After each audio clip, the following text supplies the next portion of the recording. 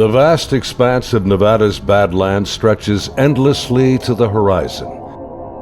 Hidden within these mountain strongholds are some of America's deepest and darkest secrets. Secret aircraft and the other legends of Area 51. Among these sandstone canyons today, there's a new glimmer of truth. Shrouded in mystery, it's a story that demands to be told. These are the witnesses of one of America's most unusual UFO encounters in history. Navy veterans and a band of brothers that want you to know that what they witnessed is real. This is their story. Petty Officer Jason Turner served aboard the USS Princeton in 2004. His personal conviction for democracy and patriotism guides him in his search for the truth. This is an actual event that happened, and I witnessed it. Aviation tech Patrick Hughes, a USS Nimitz veteran, he speaks for his shipmates who choose to remain silent.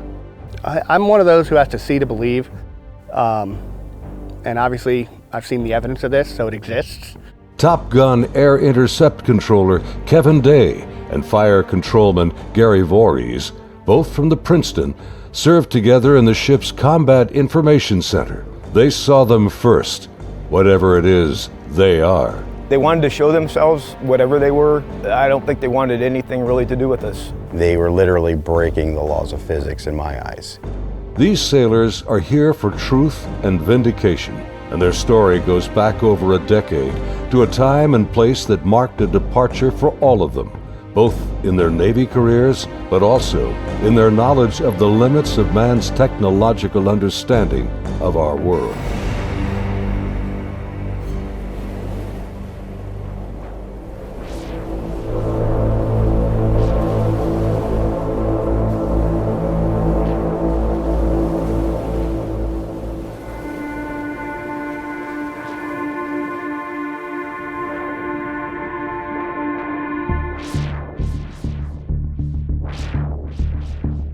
Looking out over the ocean toward the horizon, sun, sea, and sky form an endless vista, a never-ending cycle of tide, wind, and waves. Here, far from shore, strange events have unfolded. These stories stretch the boundaries of our imagination and challenge our beliefs. This is a true story of such events from the accounts of the sailors and naval aviators who experienced them. Professional military service members who want the world to know that what they encountered is real. Even more troubling, our military has no explanation. The answers seem to elude everyone, like reflections on the waves, yet they are out there.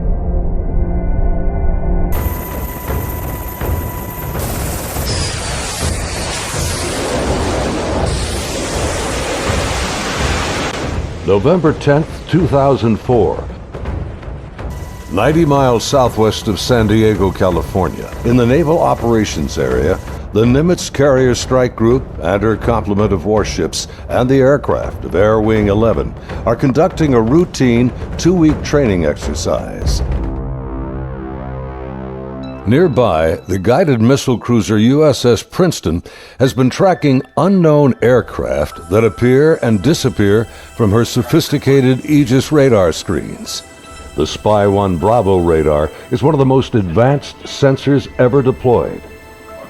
Princeton's main role is air defense of the strike group, and Operations Specialist Senior Chief Day is in charge of protecting the airspace around the Nimitz. And my job was to man the radars and ID everything that flew in the skies. And I also sat a position called Anti-Air Warfare Coordinator, where if we ever had to go to war, I was the guy that was going to launch the missiles and kill shit. In addition to that, I was the Air Intercept Controller. When the Super Hornets take off the carrier, I'm the guy that takes control and takes them to the fight and gets them home safe. And there was a lot of experience in that room. The captain had 28 years, I had 18 years. And the Aegis ship is our newest weapons system afloat. It's got the Spy 1 radar system, the phased array radar system, and I was an expert on that. Inside the Combat Information Center, Chief Day's attention is focused on a group of unknown aircraft on the Spy 1 screen. He's trying to identify them. I was on watch, and we were probably 100 miles, I forget how far exactly that day we were, off the coast of San Diego southwest, kind of off the coast of Mexico, Baja. And I started to notice these weird tracks that were popping onto my radar coverage right about on San Clemente Island. And the reason why I say they were weird, because they were appearing in groups of 5 to 10 at a time, and they were pretty closely spaced to each other, and they were 28,000 feet going 100 knots tracking south. And in the back of my mind, I'm thinking, you know, that's kind of odd. I mean, I don't know anything that flies like that. They weren't on the comm air routes, the commercial airline routes. I wasn't really that concerned about them. I didn't consider them hostile for any reason at all. Another watch or two, as I'm watching, the same formation appeared again. And over the course of 3-4 days, it probably counted up to that point, groups of 5 to 10 at a time. There were probably 50, 60 tracks by then.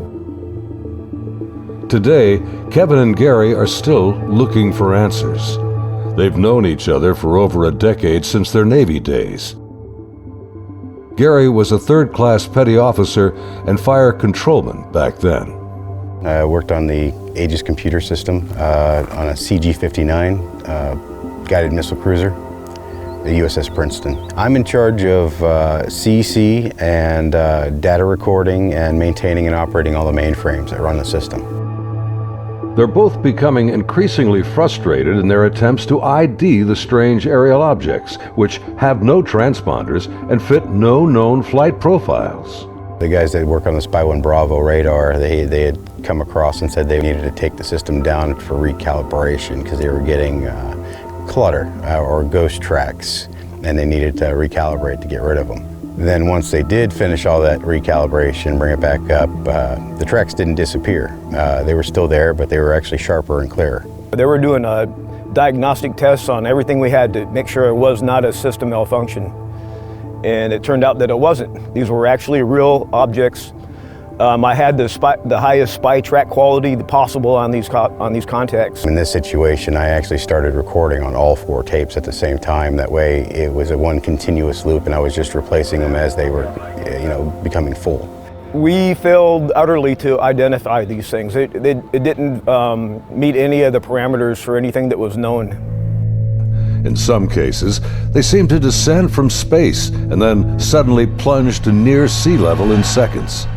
Coupled with the unidentified nature of the craft and lack of clearance, these extreme flight observations are very troubling to the crew assigned to protect the carrier group from aerial threats. Sunday, November 14th, morning. The Nimitz deck crew is busy launching FA-18F Super Hornets, helicopters, and E-2 Hawkeye early warning planes. The mission?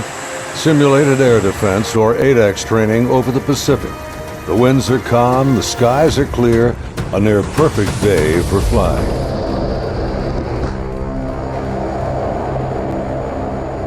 As they launch, the Black Aces squadron has no knowledge of events happening nearby. In the back of my mind, that's when I determined I was going to become concerned about these objects. Is we were getting ready to launch a whole bunch of aircraft in that same piece of sky. Fast Eagle climbs out to 20,000 feet and heads to the cap station about 40 miles south of the carrier. The cap is a rendezvous point used to form up with the other airplanes. Just 25 miles separation. The commander of Fast Eagle has over a decade in the air wing. His wingman for the day is a new pilot, a young officer on her first carrier deployment. She's paired with a senior pilot, her backseat weapons system officer for the mission. He will manage navigation and the advanced radar and targeting pods on the aircraft.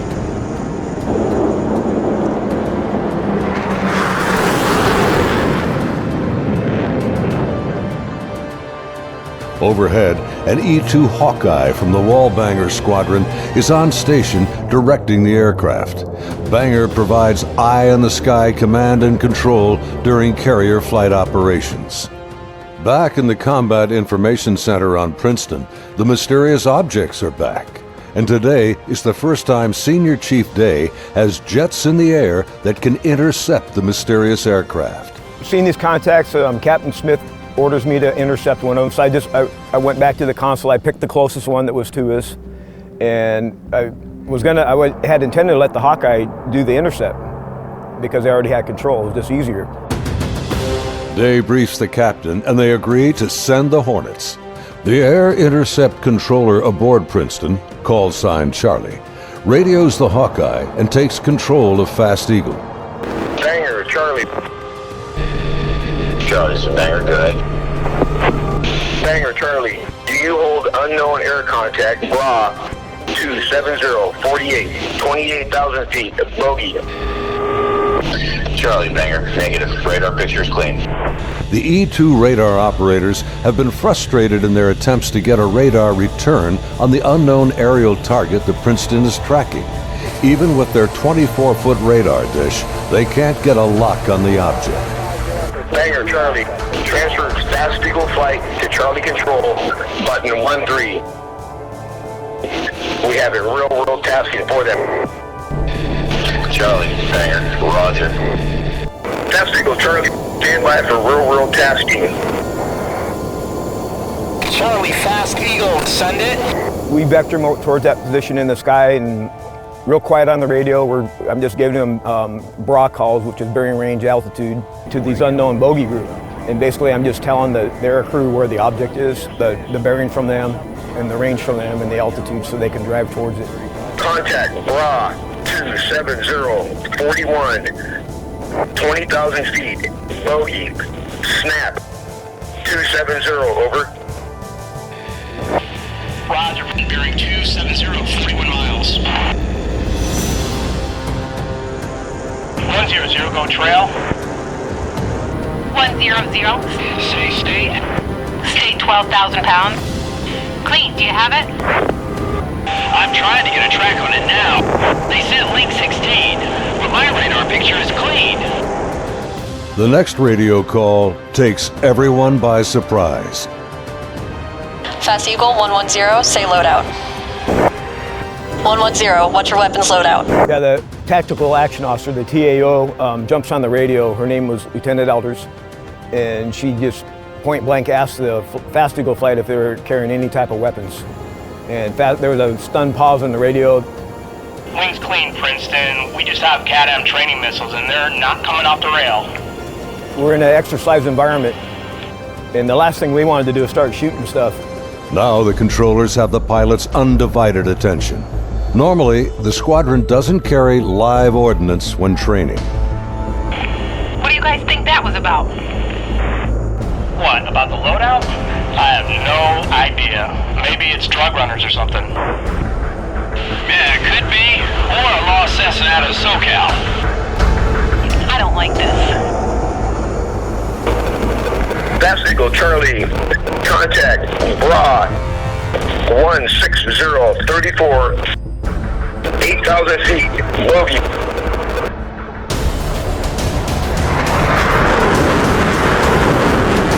Roger, 34 miles at 8,000. Committed, your call, continuing. As Fast Eagle approaches the target, they see nothing unusual. Their onboard radars can't get a lock on the object. Fast Eagle, Charlie, bra 160-10, 8,000 feet. Roger.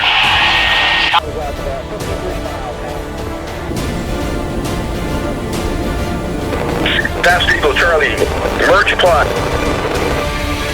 Basically what the merge plot means on the radar, you got two objects in the same vertical piece of sky, so when I'm looking at the 2D display, it looks like a one radar blob now.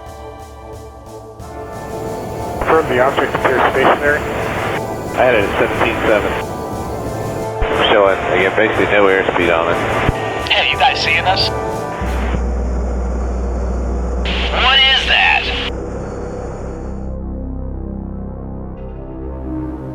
As the Super Hornets approach the target, they see a disturbance on the ocean surface.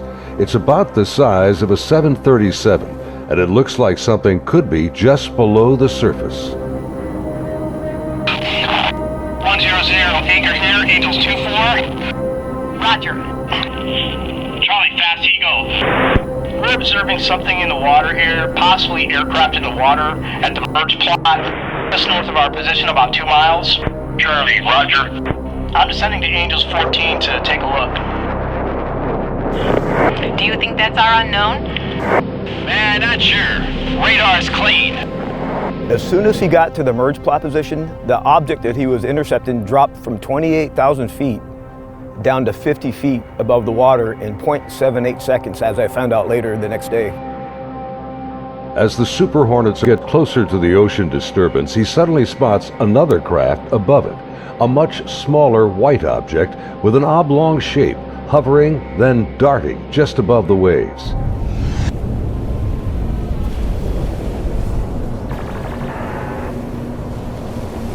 The object is moving around erratically, seemingly focused on the white water. The shape is similar to a tic-tac. It's smooth like porcelain. It's not an airplane.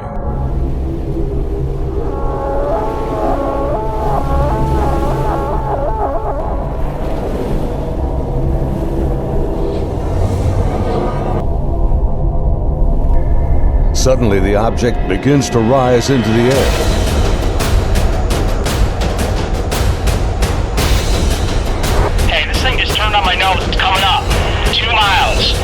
The strange craft begins mirroring the turn rate of Fast Eagle. Tower 1 Vulgate, 287, 2 miles, Angels 5. The object is now at his 3 o'clock position as he continues to turn with it. He's turning hard at 3,000 meters. We had the external communications in the speaker in combat so everyone could listen to it. And the next thing I hear in the radio going, oh my God, I'm engaged, I'm engaged. 1,000 meters, he's southwest, Angels 8.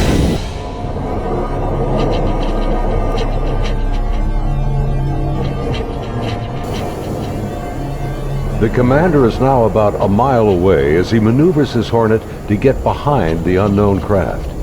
It's about the size of an F-18, about 47 feet long, and it has no wings. As the dogfight unfolds, he quickly turns and dives to bring his jet's nose ahead of the object to close the distance.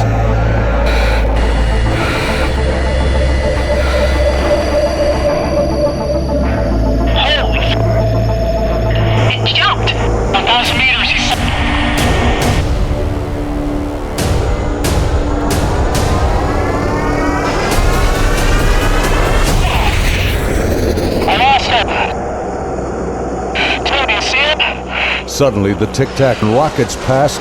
It's gone beyond the horizon in the blink of an eye. I saw it go 137. No tally. That didn't just happen. Say again. Fast Eagle Charlie, sir, you're not going to believe this, but the bogey group is now back at your cap station.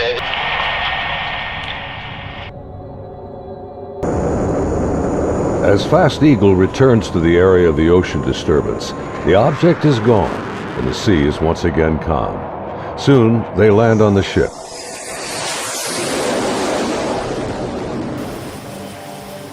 Back on board Banger, the flight crew has been listening to the radio transmissions from Fast Eagle. The crew has been tracking the intercepts on their advanced display systems called the CEC.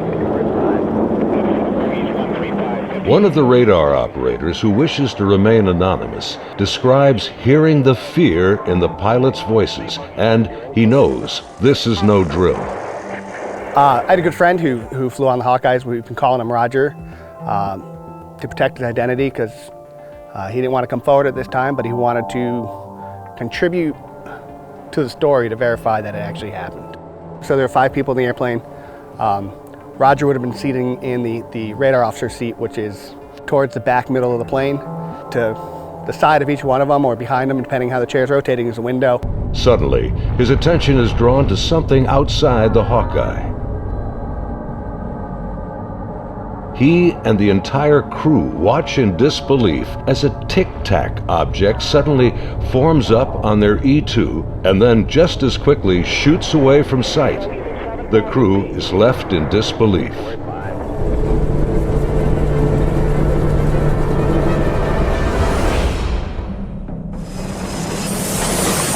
As Banger returns to the ship, the crew is shaken. The highly unusual events are troubling, but what happens next has haunted them to this day. U.S. Navy officers quickly arrive and escort the aircrew to a secure space on the ship. As the crewmen begin to take off their flight gear, an officer begins the debriefing by telling them this event did not happen, and they are given non-disclosure agreements to sign. They are warned to never discuss this event again. Again, we're preparing for the air defense exercise. So now we got all the squadrons launching off the carrier because they're all up going to do their functional check flights. Senior Chief Day watched in disbelief as the Tic Tac UFOs reacted to the incoming fighter jets. All the objects in the sky, they all dropped out of the sky from 28,000 feet down to 50 feet. Based on the Spy 1 Bravo radar system, the object descended at over 24,000 miles an hour. It was unbelievable because normally what would happen if a normal aircraft did that? First of all, it would fly apart. It wouldn't be able to withstand the G-forces, and there would be multiple sonic booms. It would be boom, boom, boom, boom, boom, boom, boom, boom, boom, and this did not make any sonic booms. From what I observed, I saw that it went from, right around between 25 and 30,000 feet down to sea level and below sea level. Contact, tag number 042. Below sea level was confirmed to me by the actual sonar techs that were in combat, in communications with other techs that had said they had an active track on it under the water.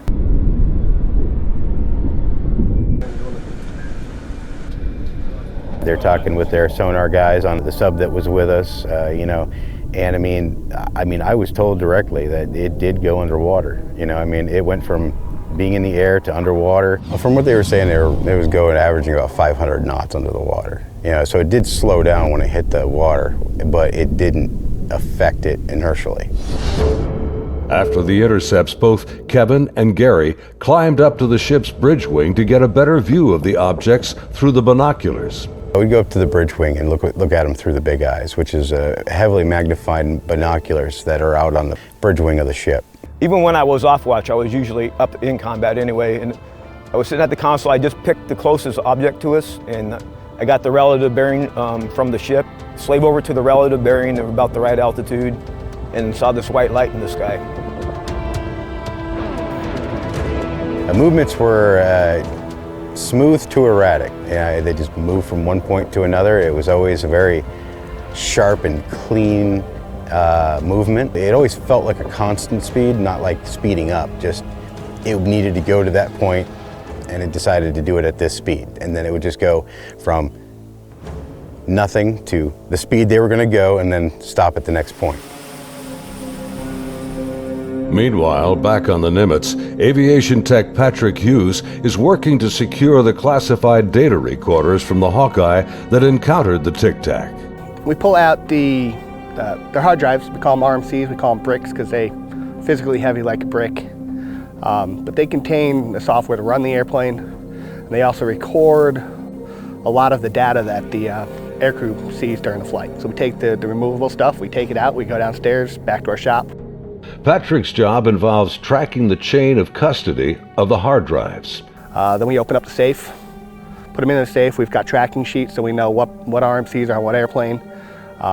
We know who signed them out, who put them in the airplane, who took them out of the airplane.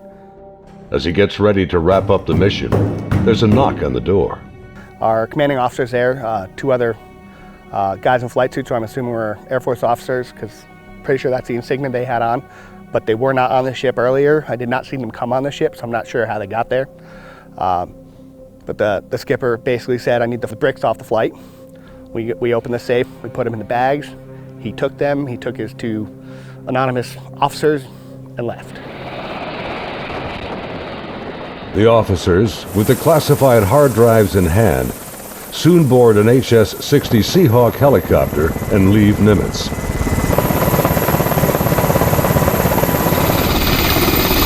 Soon thereafter, Petty Officer Voorhees has his own visit by unknown officials on the Princeton. Once they landed and everybody got off, then about maybe 20 minutes later, I got called in to have all my data recording tapes turned over.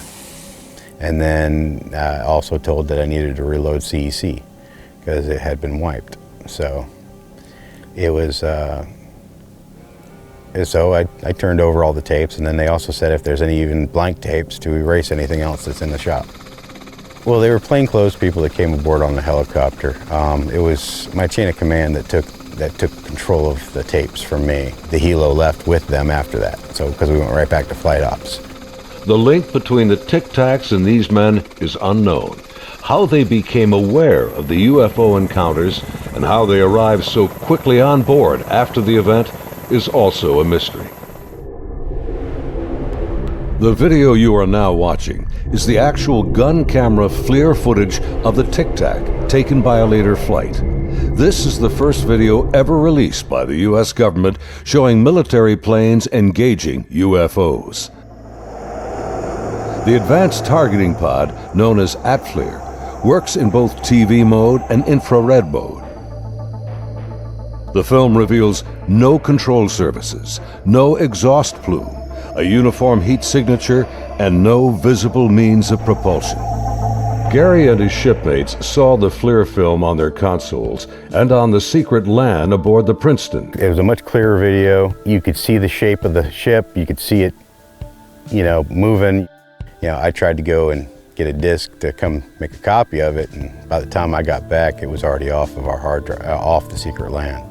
No access to it whatsoever. Petty Officer Jason Turner also saw a much higher resolution version of the FLIR film showing strange appendages extending from the object. But it did have some protruding at the bottom of it. I couldn't tell if they were curled back or straight down.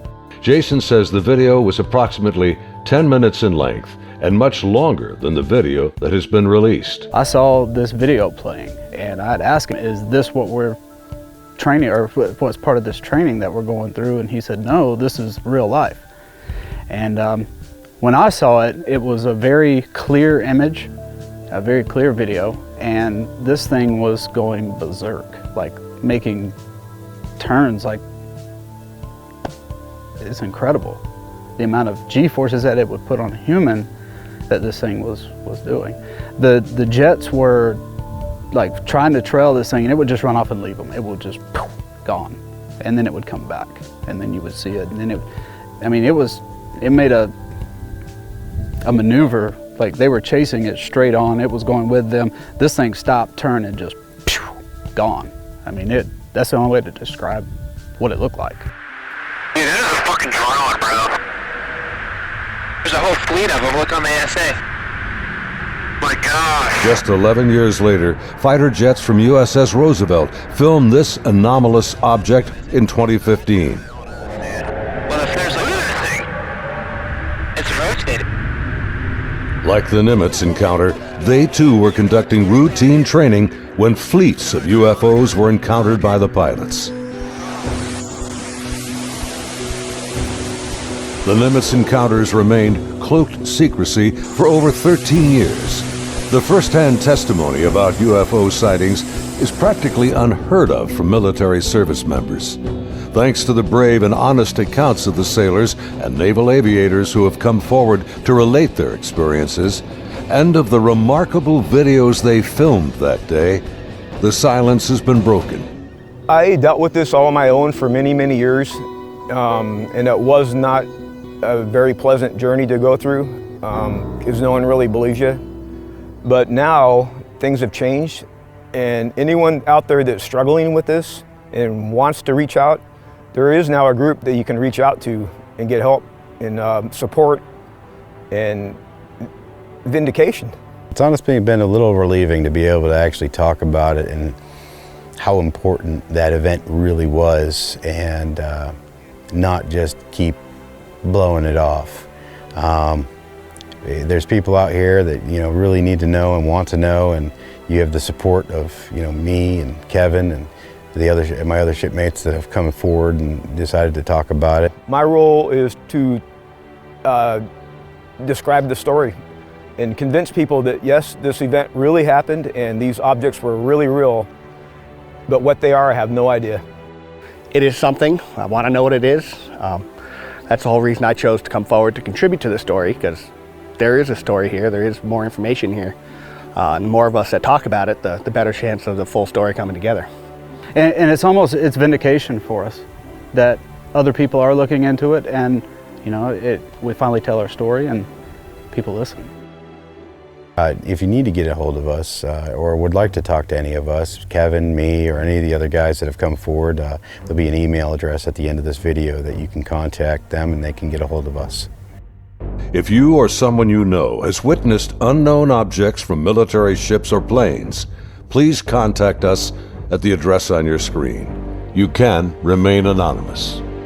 As we strive to understand these encounters and come to terms with what they mean, there's something far beyond the horizon and the limits of our comprehension waiting for all of us.